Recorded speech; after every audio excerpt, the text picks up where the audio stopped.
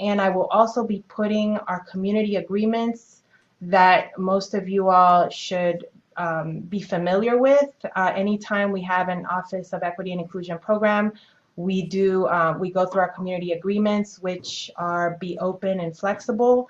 If you have something to contribute, share it through the chat. Take risks, ask why, think critically, take responsibility for your own learning, participation, comfort, and input. Listen to understand, not to react. Be open-minded, forgive and apologize. Don't take things personally, and participation by choice. So Sue and Christopher, the floor is yours. Great. Thank you, Jeanette. I appreciate the introduction and welcome everyone. And I appreciate you attending today. It's been a while since we've seen one another.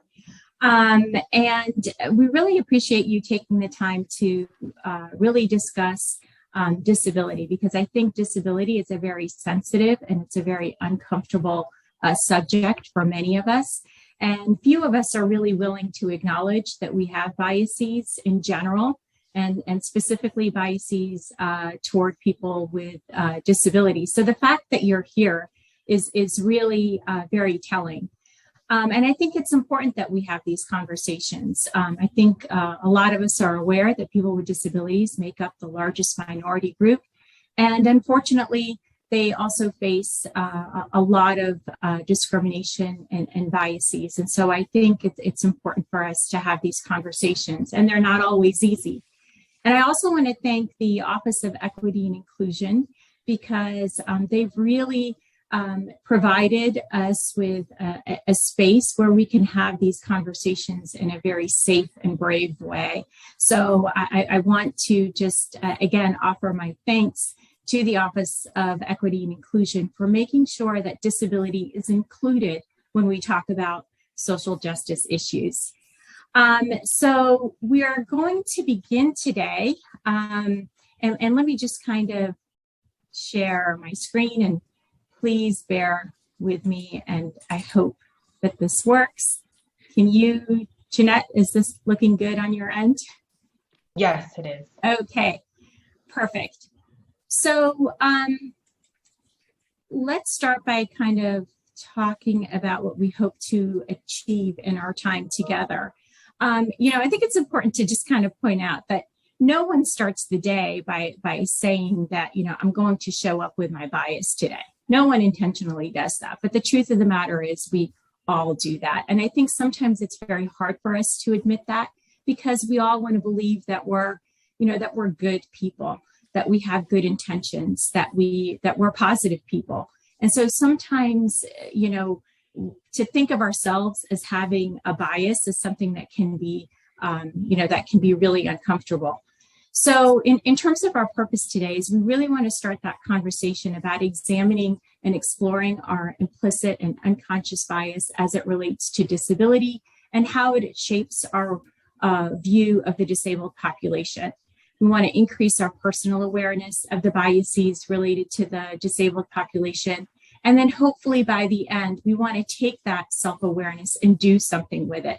So this is more than just, being aware of what our biases are. It's really important, if we really want to change, that we're active and that we're intentional. So hopefully by the end of our time together, you'll be able to identify some very tangible and practical ways that you can use this information to challenge our biases.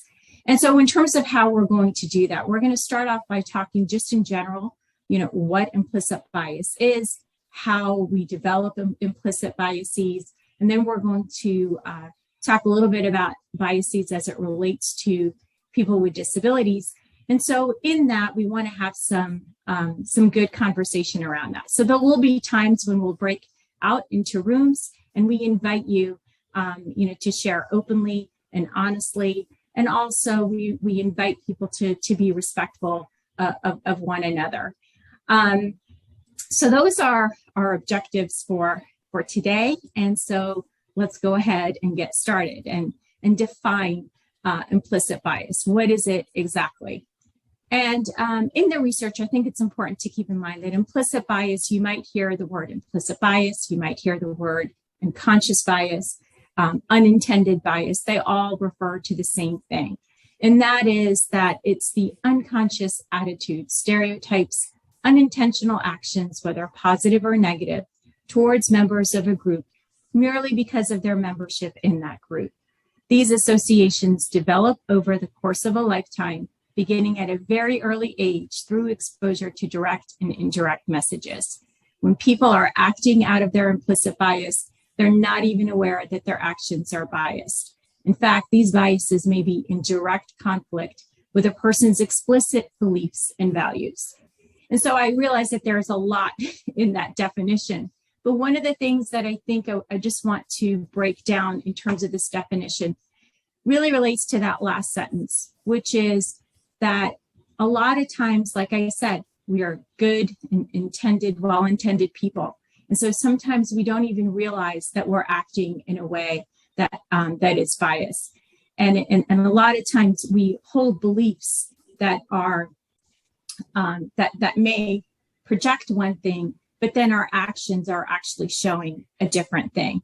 And so if we think about, and many of you might be familiar with Harvard Project Implicit and some of the research that has been done there with respect to that, where people who take these tests, and I have as well, where it looks at, well, okay, I believe I don't have a bias toward people with disabilities, but then when I actually take the test, it's something that is so automatic, that's happening at an unconscious level that we don't even realize that it's happening. And it's in conflict with our direct values. And there's been a lot of research that points to this on many levels with many different groups.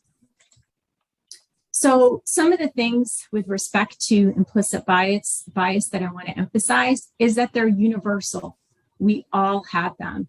And so sometimes that can be hard for us to admit, right? Because we don't see ourselves in that way. But it is very important to understand that we all have them, that it's quite pervasive, and that we're typically unaware of them. And so that's why it's called unconscious, because we're not usually aware of them. And they impact our attitudes and behaviors. And Christopher will be addressing this in terms of how it plays out in the research, particularly with people with disabilities. And so even though, again, we think that we're not biased, our attitudes and our behaviors will show otherwise. They're deeply rooted in our brain, and I'll talk about that in a moment. And they're difficult to change. And the research does show that that changing our biases is quite challenging, but not impossible. And what it requires is a lot of time, intention, and training. And so hopefully that's what we'll be addressing today.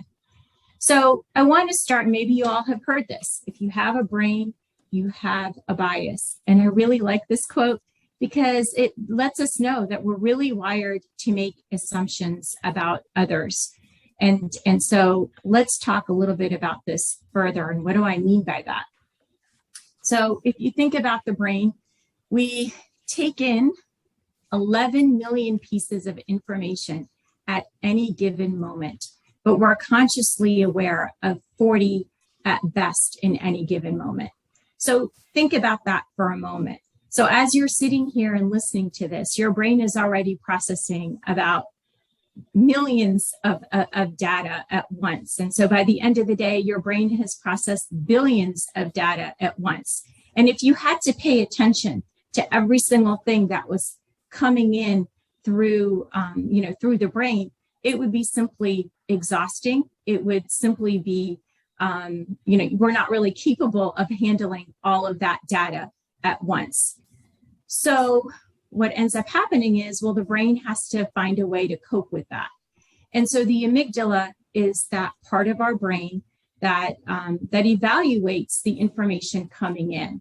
And the amygdala is also in charge of our fear response. So when we think about the amygdala, it's really that part of the brain that's sort of taking in all of the information and making very, very quick judgments and evaluations about that information.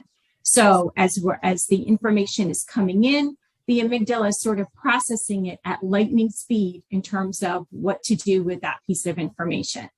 And so, and sometimes if the amygdala believes that there's a, that there's a threat, it's going to initiate that, coping response of fight, flight, or freeze. So if we think about this, so what ends up happening is that our brain is actually working to try to sort information as quickly as possible. And so in doing that, we have this natural human tendency to sort people into groups based on their characteristics, such as age, gender, ethnicity, sexual orientation, disability, and religion. And so these unconscious responses are all occurring at a lightning speed. And so when we're doing that, we're also making some judgments about whether something is positive or whether something is negative. And so if it's something that's familiar to us, we're sort of appraising it as something that is positive. And if there's something, and we may just sort of discount information that doesn't fit that rule. So this is all happening very quickly. And that's why when we talk about implicit bias, it's something that we're just simply not aware of. And from time to time, we will experience what we call mind bugs. And what these are ingrained thought habits that lead to errors in how we perceive, remember, reason, and make decisions. So that's kind of the neuroscience behind implicit bias. And so you can see here that the problem with this is that because it's all occurring at an unconscious level that we're not aware of, it may come out in our behaviors and attitudes, and this might be a little disorienting because we may believe, for example, in equity and diversity, but our behaviors will show otherwise. And how do we know this? And again, we're going to go over some of the research that shows how it comes out in terms of different populations, but particularly people with disabilities. And it occurs at all levels. It occurs at a personal level, and it also occurs at institutional levels. So it's important to keep in mind that our biases start early, and it starts as early as age 7. Although they're stubborn to change, it can improve with age awareness and changes in our environment. And they usually come from, a wide range of sources, right? Our parents, our families, our friends, our peers, our schools, our work environments, the media, our culture, our history. So we're all socialized to kind of believe and assume things about people through our experiences and our environments. So at this time, we're going to break out in a room shortly, but what I want us to do is to kind of really think about our own experiences with people with disabilities and really think back to your childhood. What are some of the first things, whether they were positive, negative, or neutral, that you learned about disabled people? How and by whom were those ideas and beliefs transmitted? So I'll give you an example. So for me, as I was thinking about this, just to kind of tell you a little bit about myself, I was born in Jordan, and I'm the youngest of 6 siblings. I come from a very large family. And so when my family came to the U.S., we lived in Maryland, but my mom had a lot of brothers and sisters who lived in California. So being the youngest, fortunate me, I was able to travel with my mom frequently. And so I recall at the age of 8, traveling with my mom to California to visit her many relatives. And one of her relatives was a cousin who was married, and they had 3 children. And one of those children had a severe intellectual disability. And so I remember visiting this relative with my mom, and I remember entering the house, and I remember seeing the child with the intellectual disability. And what I also remember is that as soon as we entered that household, the family sort of immediately just moved the child to the other room. There was nothing that was said. I wasn't introduced to him. None of that happened, but I just visually saw him just kind of being removed from our visit. And I never saw him, during the whole visit. And nothing was really said or spoken. Nothing was really said about that.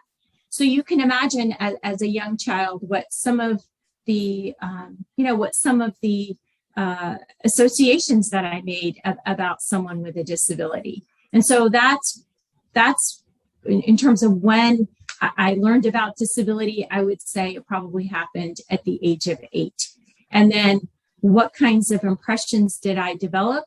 Well, for one thing, it just kind of made me think that, maybe disability was a little bit scary, that people had to be separated, or, it just I didn't really have a lot of knowledge, or didn't have really a lot of information about what to make of that. But that was my first experience with respect to disability. I don't know, Christopher, do you want to share a memory that you have? Yes, thank you, Sue. So like Sue, I had a family member with a disability. I had an older uncle with a disability, and it was something that was really hidden. It wasn't talked about. My family talked about him behind his back. We knew that there was something going on, but it was always in a negative way. It was in a negative light. When you ask questions about, well, what's wrong or what happened, everybody was hushed. It's hidden. We don't talk about it. It's not something that you bring up and you talk about it and you embrace. It was, hidden that, this is shameful. You don't want to have a disability. This is something that is very negative. And so, that shaped my perception early on about, just, people with disabilities and interacting, that this was not a positive experience. You do not want to go through life with a disability. Yeah. Thank you, Christopher. So now, Jeanette, if you are able to work your magic, we're going to ask you to join a small breakout room. And again, just kind of consider this question and, how old were you?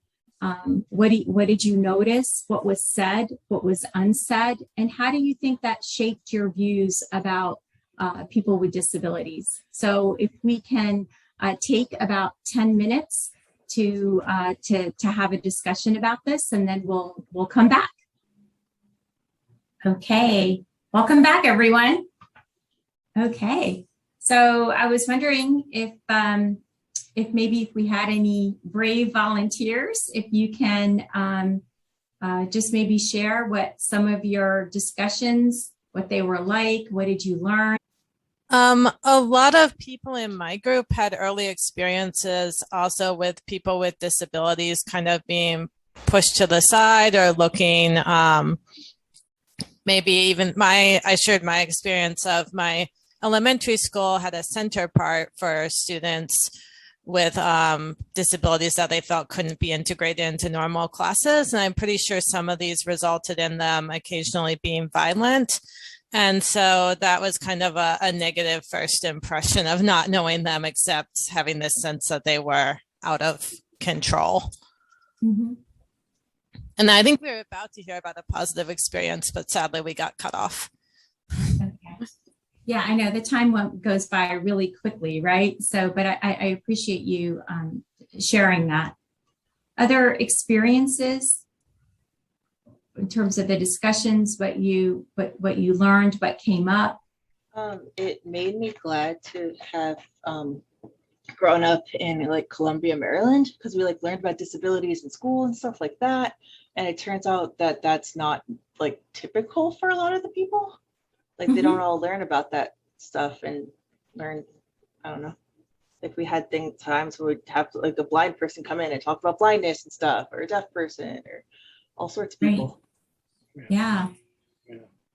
This is Valerie. That's interesting to hear, because I grew up in Columbia, Maryland as well, and I'm probably older, we did not have that opportunity. And I was just sharing with the group, where a teacher, used a term that none of us would ever consider using now regarding someone being retarded. It wasn't to a student that had any kind of disability, but it was joking about, a student that would have a disability. So things have fortunately changed a lot. It has. And so it's interesting to hear, like, both of those positions in the same area, right? And how one person experienced like learning and being exposed to disability early on, and I'm assuming, and so please correct me, but it sounded like that experience was positive, whereas same area, but that experience was really negative in terms of how people with disabilities were introduced and portrayed. So it's really interesting, and I think it brings up one of the things with respect to, which we'll talk about later, in terms of how do we challenge these biases. And so I don't want to mispronounce your name, but it sounds like the idea of being exposed, and that exposure is really something that is extremely important when we talk about changing our biases. Is there anyone else who would like to share? So Erin had a good point and made a great comment about, she said it was interesting about, that the behaviors that we learned about people with disabilities were those around us. And this is important because you need to think about how we are socialized to individuals with disabilities. At first, it comes from our direct family, and those that we're immediately around. And then it comes from the media and how they're portrayed in media. And it comes from the culture. It comes from all these different places. And as we shared this last year in disability inclusion, there's a history of oppression with individuals with disabilities. So, that all plays into kind of this socialization and what we've grown up to know what disability is. Yeah, can I share, Chris? That socialization, I think, is very key. I was sharing in my story, my experience where my socialization to individuals with disabilities was one within the family, because my grandmother took care of adults with disabilities. So as a child, myself, my cousins, aunts, and uncles, we all grew up as having adults with disabilities as sort of family members. They were integrated as part of the family. They had chores. They had to go to the store. They had to, do things for us. So it was sort of that was my social, footprint or imprint about having, being around individuals with disabilities. And she was very much aware of expectations and setting expectations that, almost of, equity, very much, you get just what everyone else gets, you get it. And, the same expectations that I have of this person is you. And I think that helped set a tone for me, so that when I, my first son was born with Down syndrome, I kind of had that attitude of, oh, okay, well, there's not going to be this sort of separation or you can't do it, it's sort of, we're all together. And so setting those expectations, I think, definitely comes from that socialization and opportunities for inclusion, especially like with children in school. So thank you for pointing that social piece out. Yeah. And thank you for sharing that, Marcy. That is a great example. I appreciate that. Okay, so we ready to move on? Yeah, I think we're ready to move on. Okay. And thank you, everyone, for participating and sharing your thoughts. Give me 1 second. Okay. Okay, so now we talked about implicit bias, where it comes from. We all have it. And now I really want to get into what are the effects of implicit bias? What are the consequences? Go back a little bit, Sue. So implicit bias influences our perceptions, judgments, decisions, and actions, and they can predict behavior. So if you go to the next slide. So in looking at this, we see, this, diagram here where implicit bias interacting with stereotypes and microaggressions. And, so implicit biases can lead to microaggressions. These subtle but offensive comments and actions, which are often unintentional, we're not meaning to be negative, they're unintentional, and they reflect implicit bias. They're unconsciously reinforced stereotypes. These judgments or characteristics that we have when directed at a person who's a membership of a marginalized group, in this case, disability. So unlike explicit discrimination, we see that microaggressions typically are committed by people who are well-meaning. Again, they are not out to explicitly discriminate against somebody. It's well-meaning. For example, a waiter may ask a person accompanying a blind person or a wheelchair user what he or she would like to order, sending the message that a person with a disability is unable to make decisions independently. This is a microaggression against them. Other examples include, I can't believe you're married. We kind of see denial of personal identity. Or come on, we all have some sort of disability. That's denial of disability experience. Or someone asking, what happened to you? Denial of privacy. Like they have a right to know what happened to you if they see a physical disability. Or someone helping someone on a bus or train, even though they don't need any help. Kind of this, you're helpless. I'm here to rescue you.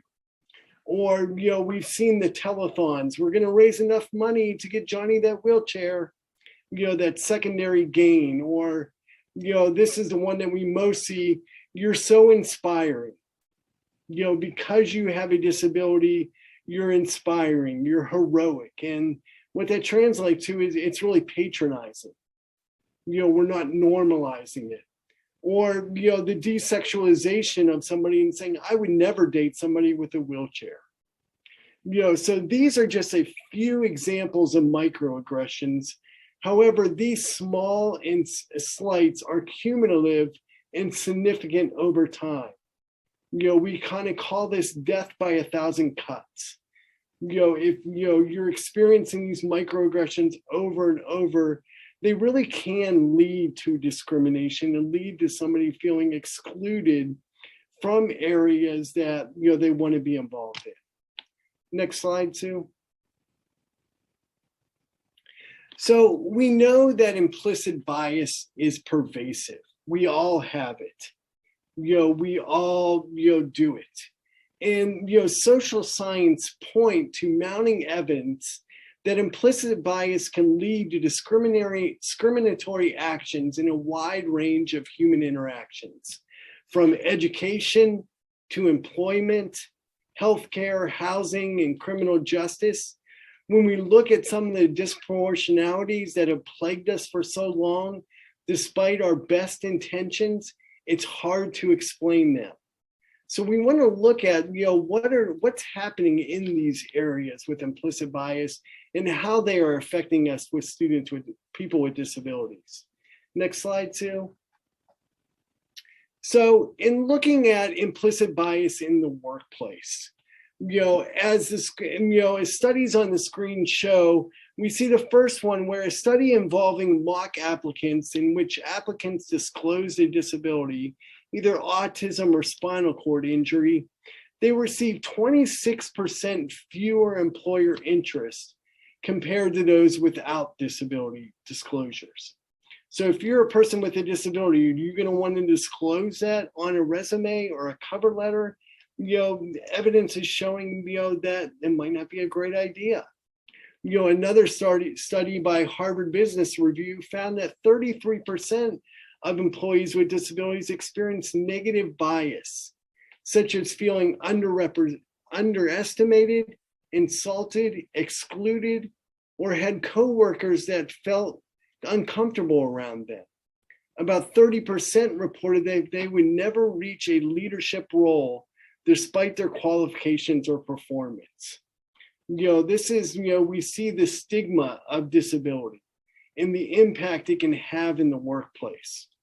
And again, about 40% of respondents with disabilities shared their status with a manager, and 24% with a colleague, and 4% with clients.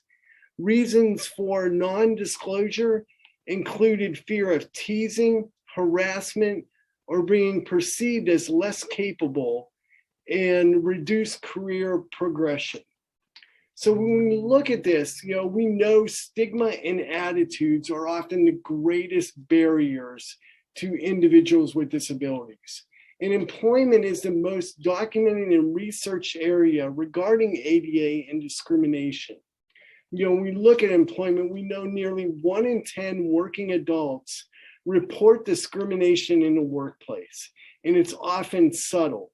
It's these microaggressions in people with disabilities, but you can see that these implicit biases, these microaggressions in the workplace, and how they come out and how people feel with disabilities when they experience them. Next slide, Sue. So likewise in housing, we see a study by the US Department of Housing and Urban Development concluded that people who are deaf or hard of hearing face significant barriers in home search process. They weren't able to get the same services as other people. And likewise, people who use wheelchairs face several barriers, including finding accessible units, setting up appointments, and getting a response to reasonable modification requests. Again, when we combine this and we look at this with the intersectionality between race and disability, the disparities are even increased. So people with disabilities face great obstacles in areas of housing and employment. Next slide, Sue. So criminal justice, how does disability interact with the criminal justice system? And we find that people with disabilities are more likely to experience victimization, be arrested or charged with a crime, and serve longer prison sentences. People with disabilities are 4 times more likely to experience violence than non-disabled, with cognitive disabilities experience the highest rate of violent victimization, simply because they have a disability. The probability that a person with autism spectrum will have an interaction with police is 7 times more likely than someone without autism. And then the intersection again of disability and race is even more pronounced in having encounters with police. So someone who is Black with a disability, that increases the chance they're going to have in their interaction with police and lead to arrest and violence. Next slide, Sue. So when we look at stereotypes in the workplace, we find some myths that are in these really are stereotypes. And the first one that comes out are people with disabilities can't work. And if they can work, they're really regulated to certain fields, that they can only be successful in certain types of jobs. They can't be business executives or other types of jobs, but they are really regulated to these certain fields and jobs. Another stereotype we see is workers with disabilities do not perform well and they require extra supervision. 36% of people think disabled people are not as productive as others. Again, when you look at accommodations and you look at somebody who wants to bring an accommodation, if your supervisor has this bias that says, you're not going to perform as well with this accommodation in the workplace. If you have a disability, I need to be on top of you. I need to provide you extra supervision. And this is a myth. This is a stereotype. And research shows us that disabled people are actually more productive than their non-disabled peers. And when you look at this in research. So, this is a stereotype that just, is not correct. Or I don't want to hire somebody with a disability because the accommodation is going to be so expensive that we're not going to be able to afford it. When in fact, the cost of disability accommodations is usually low or nothing. But there's this fear that I have some kind of liability if I bring somebody in with a disability. The unconscious bias against disabled people are higher than any other social group. When you look across, all the marginalized groups, we find that unconscious bias towards disabled people is the most highest. They're experiencing the most discrimination and microaggressions against any other group. Next slide, Sue.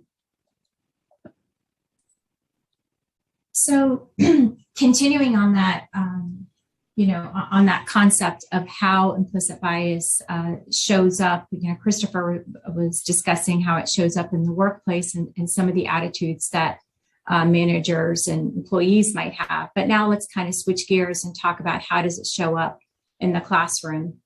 And these are just, some of the ways that it shows up in an academic setting where we might assume that a student with a disability is unable to complete a class because of a physical disability or a sensory disability. And so this is often referred to as the spread effect. And that is that, because we see one aspect of the person's disability, we assume that it must affect all areas of their functioning and their life. So as an example, if we see someone who's blind, we assume then that they can't hear. So this is often referred to as the spread effect. And this can happen, quite frequently, particularly with students with visible disabilities, because we will see one thing and then make this assumption that it must affect every aspect of their functioning. Another type of bias and stereotype that we commonly see is offering unrequested adjustments or assistance just because of the assumption that the person needs help. And again, it's based on, what we perceive and what we see. And so we make assumptions that the person must need help. And so we offer all kinds of things that we normally wouldn't, offer other people, but we just go ahead and say, you don't need to do this, or you don't need to do that, or let me do that for you. These are all, based on these negative assumptions about the person. We might also see it in the form of avoiding calling a student with a disability in the class discussion or ignoring an accommodation request. And so here, maybe the person has difficulty communicating. And so just because it maybe require more patience on our end, we just kind of avoid the person altogether. Or we might ignore an accommodation request because we believe that it's not really needed. Another way, I'm not going to go through all of them, but one that we kind of see a lot with people with invisible disabilities is assuming that they're faking it. And that's, whether a person has a learning disability or attention deficit or a mental health disability. If it's not visible to us, then we assume that the person doesn't really have a condition. And so they must be faking it. And so they're really asking for an accommodation just to kind of get one over on us. And so and it's unfortunate because we do see this a lot. And so the way it may come out is, for example, a professor telling a student, you know what, I don't think you'll need double time on this exam. It's really a short quiz. So I don't think you'll need, double time. So that's how it plays out in terms of the behavior. So these are just some examples. And again, what we're trying to do is to kind of illustrate how our biases play out in our behaviors and in our actions. And again, it's supported by the research, as Christopher mentioned, in many different domains. Okay, So now we're going to go into another breakout room, and you're going to have a little bit longer in this breakout room. And we're really going to do some self-exploration in this breakout room. We want you guys to go through these questions and really look at them and talk about them on kind of, what are your truths? What do you think about disability? What are some of the implicit biases as you read these questions? What comes out for you?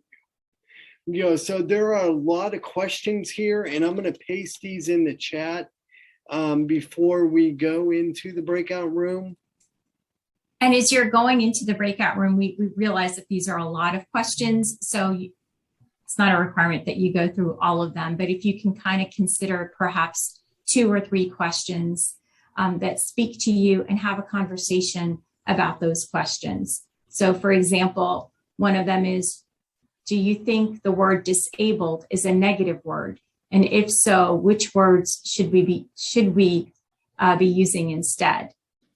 When you meet an individual with a disability, do you see the individual's disability before you see the individual? So just some things for you to kind of think about and consider.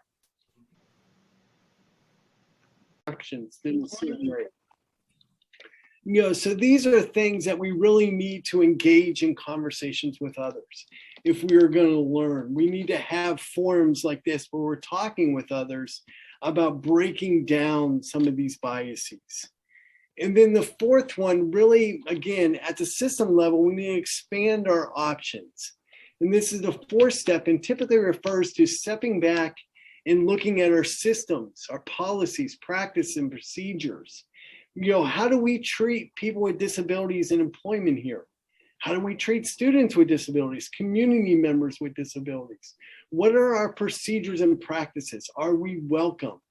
Looking at our ways in which our unconscious bias might be impeding efforts towards building and sustaining a more diverse and inclusive environment. Some examples, our job postings proactively invite diverse candidates. Are individuals at all levels of the organization getting professional development opportunities commensurate with their abilities? And does your leadership represent a broad number of demographics and constituencies? So these are things that we need to look at a system level. And these are some of the things that we are tackling in PACey with Sharon that she has us really looking at. In the college culture group, trying to address these in the college culture, in the system wise, so we can be more equitable, inclusive for all individuals involved, including disability.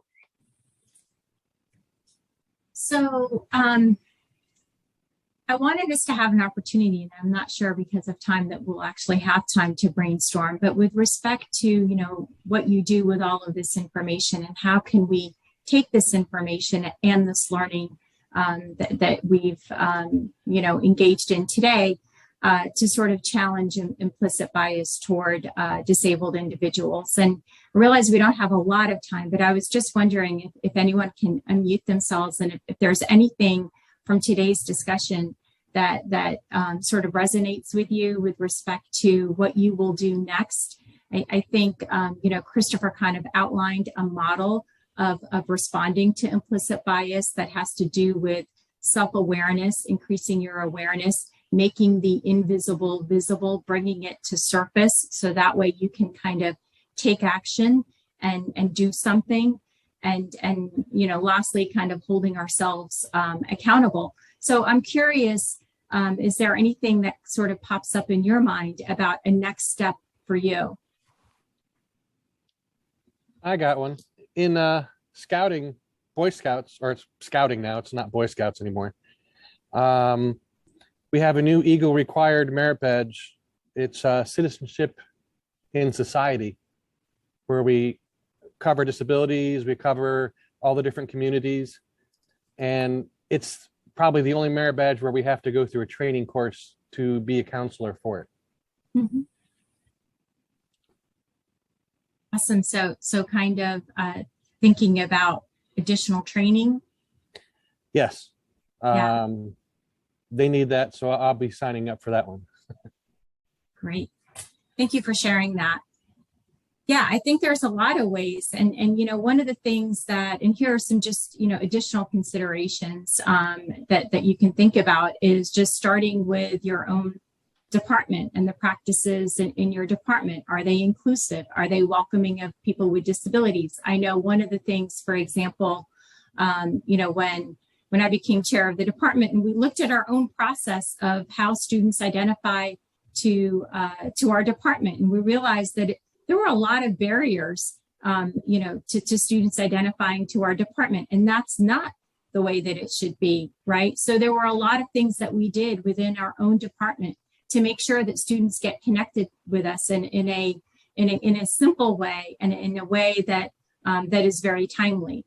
From a professor, you know, from an instructional point of view, looking at your course structure and the design of your course. Is it flexible? Is it inclusive? Is it accessible? Do you utilize universal design principles so that way it creates, you know, an open and accessible a course from the beginning? You know, at Montgomery College, one of the things that I love about Montgomery College is the fact that we have so many programs available and so many ways for us to connect with students. And I think as a faculty member and a staff member, we have opportunities to mentor different, you know, a lot of different students. Have you ever mentored a student with a disability? That would be something that you know, that could be a next step. Have you ever volunteered at a nonprofit that works with people with disabilities?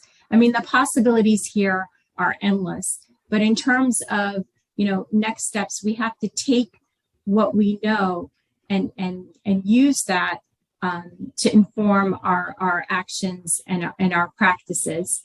And speaking of that, with respect to you know, what we can do, I think for all of us, one of the things that we've learned is, you know, a lot of workplaces are really mindful about equity and inclusion. And so a lot of workplaces are sort of taking the pledge with respect to making sure that we're, you know, publicly you know, taking a stance on diversity and inclusion. And so this is one of those ideas where it's a CEO action for diversity and inclusion, where people are encouraged to take this pledge that basically states, I will check my own biases and take meaningful action to understand and mitigate them. I will initiate meaningful, complex, and sometimes difficult conversations with my friends and colleagues. I will ask myself, do my actions and words reflect the value of inclusion? I will move outside of my comfort zone to learn about the experiences and perspectives of others. And lastly, I will share my insights related to what I have learned. So, you know, Christopher and I thought that this might be a good thing for us to do at the college is to kind of make, you know, to make that public pledge. So that ends our time. I see that Carol has a question with her hand raised. So Carol. Okay. So, well, just two quick comments. One is I really appreciated Jamin's honesty because I also felt like I'm a horrible person. So at least I know I'm not alone, and I'll continue to work on it. But Christopher, some of the stuff that you said at the beginning that about what we do because we're making assumptions about people with disabilities and how it can make them feel. What you didn't tell me was what I should say, what I should do to extend a kindness. I mean, is it okay to ask? Can I get the door, or is there anything I can do to help you? Does that also imply an assumption that I think you're not capable?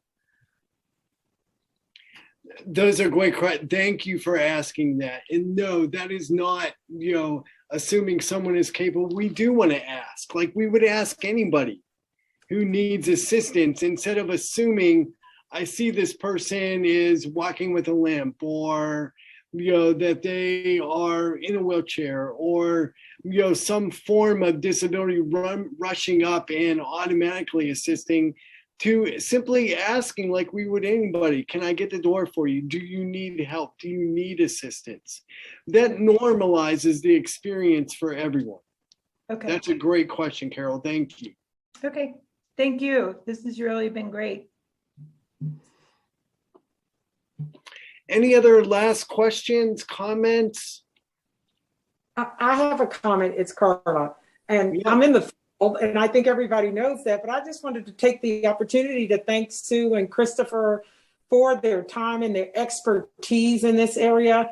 Even though I'm in the field, I always learn. I continue to learn more from the workshops, from the presentations, their experience and knowledge around disability. So kudos, I applaud you. I love working with you, and thank you for this opportunity to continue to learn. Well, thank you so much. And again, we really appreciate you taking time out of your day to come and learn, because that also says a lot about who's here. And like I said, it's not always easy. And I think people with disabilities are, as a group, are generally not considered. And so the fact that you made it here today speaks volumes. And so we appreciate your feedback, and we appreciate your time. And I'm not sure, Jeanette, is there anything else that we need to announce? Because I realize it's 1:03 and I want to be respectful of people's time. If everyone could just remember to do the evaluation, please. It's in the chat. And thank you for joining us. Thank you again, Sue and Christopher. I always learn something new from you all. Thank you for having us. Everyone. Thank you. Take care. Thank you.